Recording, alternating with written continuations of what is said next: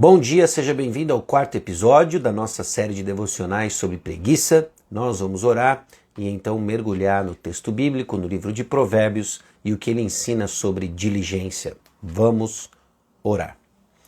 Senhor, nós somos gratos ao Senhor Jesus, nosso Salvador, trabalhador por excelência e a quem nós dedicamos tudo aquilo que fazemos. Tem misericórdia de nós, ó Deus, quando a preguiça toma conta do nosso coração, influencia decisões e que a diligência seja o nosso bem maior, como parte, ó Deus, de crescermos à semelhança de Cristo Jesus. E é no nome precioso de Jesus, nosso Senhor e Salvador, que nós oramos. Amém. 1 Timóteo capítulo 5, versículo 8, ele diz o seguinte: Mas se alguém não cuida dos seus, especialmente dos da sua família, negou a fé e é pior que um descrente. Esse versículo nos lembra da importância de cuidarmos de nossas responsabilidades, especialmente para os que são da nossa família. E o versículo aponta de que se nós não temos uma ética de trabalho ajustada, não existe uma evidência de que a nossa fé seja real. Essa é a seriedade daquilo que nós estamos tratando. Uma ética de trabalho distorcida aponta para uma falha fundamental, grave, na nossa caminhada como um discípulo. E isso, quando se torna habitual, parte do nosso caráter, rouba de nós evidências de uma vida transformada. Note, eu não estou dizendo que não é crente. Eu estou dizendo que não caminha como um crente. Isso é muito sério. Então, quando o evangelho entra e toma conta do nosso coração, muda por completo cada área dele. Não nos tornamos perfeitos, mas estamos progressivamente crescendo na direção de uma vida transformada. E isso inclui a maneira como nós encaramos trabalho, nossa ética de trabalho. Agora, a boa notícia é que a preguiça não deve nos dominar, não precisa nos dominar. Nós podemos crescer em diligência, aprender a deixar a preguiça para trás, de sermos frequentemente menos preguiçosos e frequentemente mais diligentes. E agora, se o problema é orgulho, nós seremos confrontados em nosso orgulho. E é interessante aquilo que Salomão, movido pelo Espírito Santo, decide usar para confrontar o orgulhoso. Ele não vai usar coisas grandiosas para confrontar o preguiçoso que sabe responder bem aos seus próprios olhos, óbvio. Ele vai usar uma coisa muito pequena. Ele vai usar como parte da criação, não o leão, o rei da selva, não o elefante, o mamífero terrestre maior da terra. Ele não vai usar uma águia real, ele vai usar a formiguinha. É a formiga que ele irá usar para confrontar o preguiçoso e apontar um caminho diferente. Lembra que todo o processo de mudança envolve deixar alguma coisa, renovar a nossa mente e revestir de algo novo. Se nós entendemos o que é a preguiça, as mentiras que acreditamos, as mentiras que nós cultivamos em nosso orgulho, nós precisamos aprender a despojar o orgulho e nos revestir de humildade, num processo de renovação da nossa mente. Então diz assim, Provérbios capítulo 6, versículos 6 a 11. Vai ter com a formiga, ó preguiçoso, observa os seus caminhos e sê sábio. Não tendo ela chefe, nem oficial, nem comandante, prepara no verão a sua comida e ajunta no tempo da colheita o seu mantimento. Ó preguiçoso, até quando ficarás deitado? Quando te levantarás do teu sono? Um pouco para dormir, um pouco para toscanejar, um pouco para cruzar os braços em repouso. Assim sobrevirá a tua pobreza como um ladrão e a tua necessidade como um homem armado. Então, mais uma vez, aqui nós vemos a lição da formiga. Olhe a formiga. Nós vemos aqui Salomão chamando o seu filho para contemplar o caminho da formiga. Esse trecho nos convida a aprender com a pequena formiga, um exemplo de diligência e trabalho árduo. A formiga não precisa de um chefe para motivá-la. Ela trabalha diligentemente por iniciativa própria, preparando-se para o futuro. E quando nós contemplamos o exemplo da formiga, nós tiramos aqui um caminho de diligência, nós tiramos aqui exemplo de diligência. E o primeiro deles é a questão da iniciativa de trabalho em equipe. Iniciativa. O preguiçoso é alguém que não tem a iniciativa de começar coisas, de tocar coisas. É alguém que precisa constantemente de uma supervisão, ou melhor, de pressão para executar tarefas. Mas não é assim na vida do diligente. O diligente tem a iniciativa do trabalho. Nós olhamos para a formiga e vemos exatamente isso. Nós vemos a iniciativa. Ela não tem um chefe. Dentro de um formigueiro existe uma hierarquia de funções, mas tem uma que não existe, o capataz, o chefe de setor. Isso não existe. Não existe alguém pondo pressão para que as formigas operárias trabalhem. Elas têm iniciativa. Iniciativa para um trabalho em equipe. Trabalhando de uma maneira coordenada para manter a vida do formigueiro, e assim a formiga trabalha e assim nós devemos aprender com ela. Então nós tiramos lições da formiga para as nossas vidas, desenvolvendo hábitos de diligência e planejamento. E o primeiro, ter iniciativa e trabalho em equipe. O segundo ponto que nós observamos da formiga, e aqui eu não estou falando simplesmente de contemplar um formigueiro, mas são as lições que o próprio Salomão tira observando a formiga, é o planejamento com antecedência e nos preparar para o futuro. O tolo, ele irá trabalhar porque o estômago ronca. O diligente irá trabalhar porque sabe que o estômago irá reclamar. Então, quando alguém é preso pelas gratificações imediatas, ele vai trabalhar para responder aos problemas percebidos imediatos. Já a diligência, a sabedoria, antecipa problemas e com diligência e iniciativa trabalha antevendo tudo isso. Planeja com antecedência e prepara-se para o futuro. Porque ela prepara no verão a sua comida e ajunta no tempo da colheita o seu mantimento. Esse é o diligente. Esse é aquele que olha para as circunstâncias, sabe que vai passar necessidade ou que circunstâncias difíceis virão e se prepara para isso. Então comece a pensar em termos de diligência, a entender, por exemplo, que a sua vida vai ter fases e estações. Qual é a fase, a estação que você está e como você se prepara para as que virão.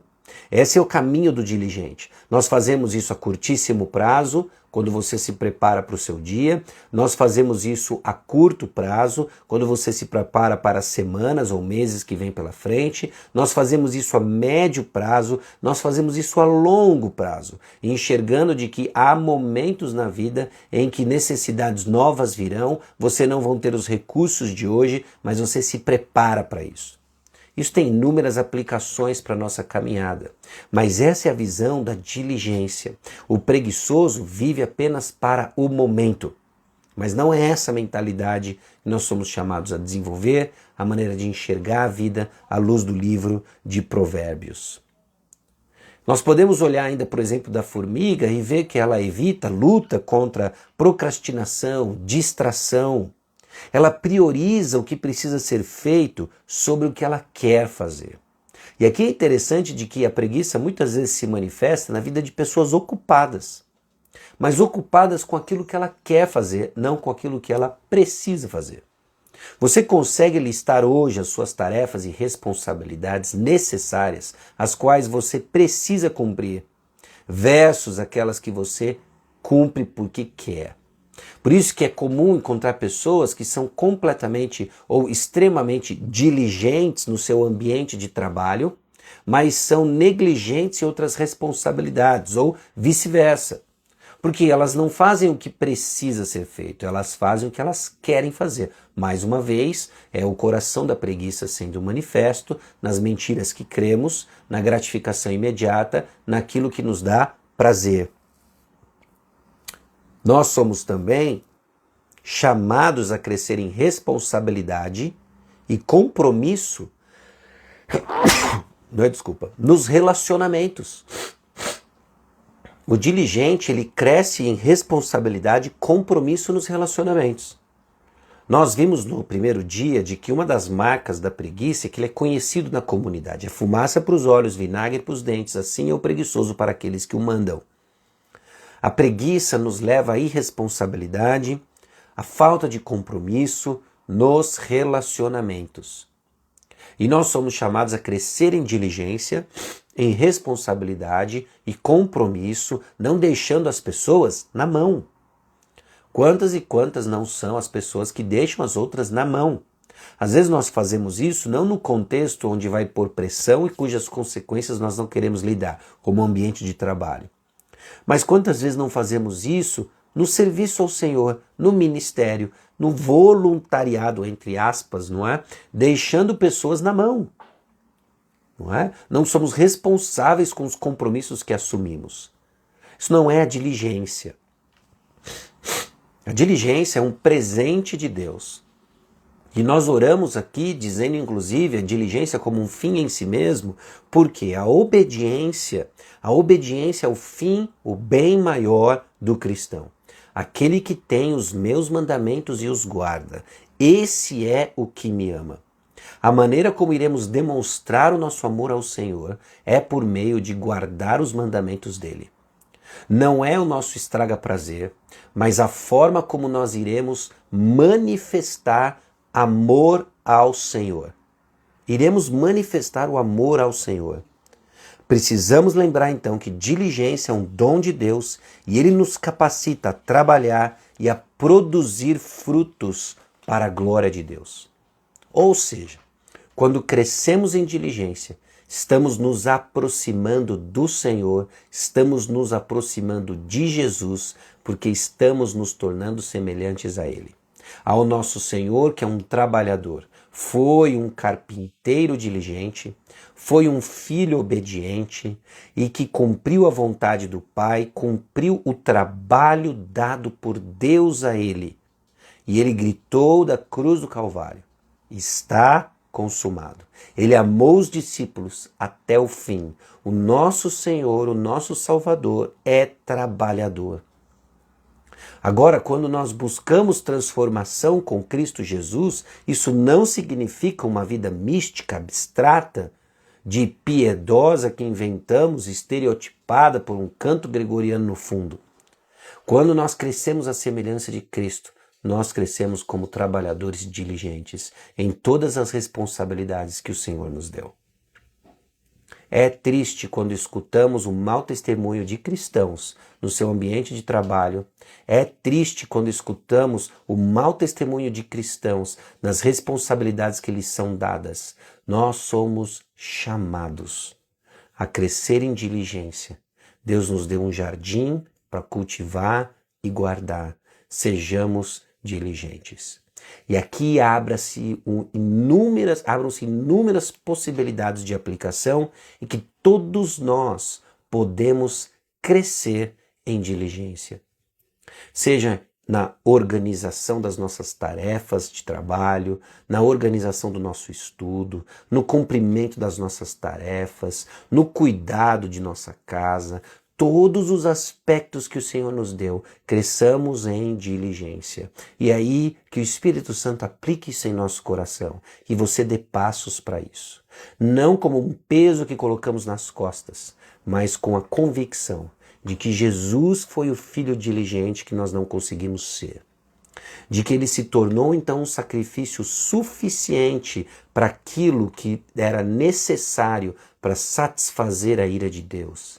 De que ele se tornou o nosso substituto perfeito na cruz do Calvário. E uma vez que colocamos a nossa fé no Senhor, reconhecendo a nossa necessidade, porque entendemos nossa condição de pecador e carecemos do Evangelho todos os dias, nós iremos dar passos de diligência como expressão de fé no fato de que Jesus é o nosso Senhor e Salvador. E Ele morreu por todos, para que aqueles que vivem não vivam mais para si mesmos, mas para aquele que por eles morreu e ressuscitou. E uma das maneiras que nós cumprimos isso, 2 Coríntios 5,15, é crescendo em diligência. Que Deus abençoe sua caminhada, abandonando a preguiça, deixando a preguiça, todas as mentiras que cremos e dando passos de diligência. Uma caminhada para todos nós, aprendendo a fazer o que precisa e não só o que nós queremos, para a glória de Deus. Amém?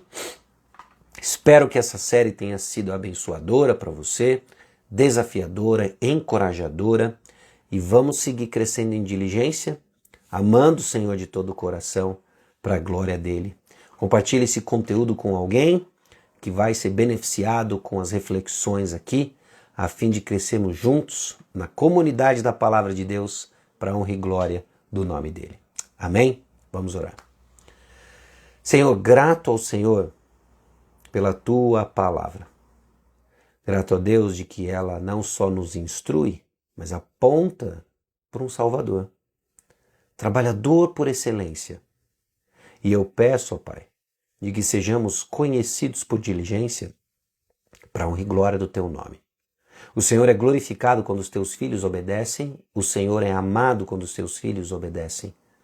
E nós sabemos que essa é a tua vontade para nós, que quando oramos a tua vontade o Senhor nos atende. Ouça, ó Deus, nosso clamor. Queremos crescer em diligência. Dá-nos a disposição e o foco de fazer o que precisa ser feito, dadas as prioridades que a tua palavra nos informa. Não o que nós queremos fazer apenas, mas que o nosso querer seja querer a tua vontade, e assim cresceremos em diligência. No nome de Jesus. Amém. Deus abençoe o restante do seu dia, seu final de semana, e glória a Deus, porque Ele é sempre presente. Amém. Deus abençoe.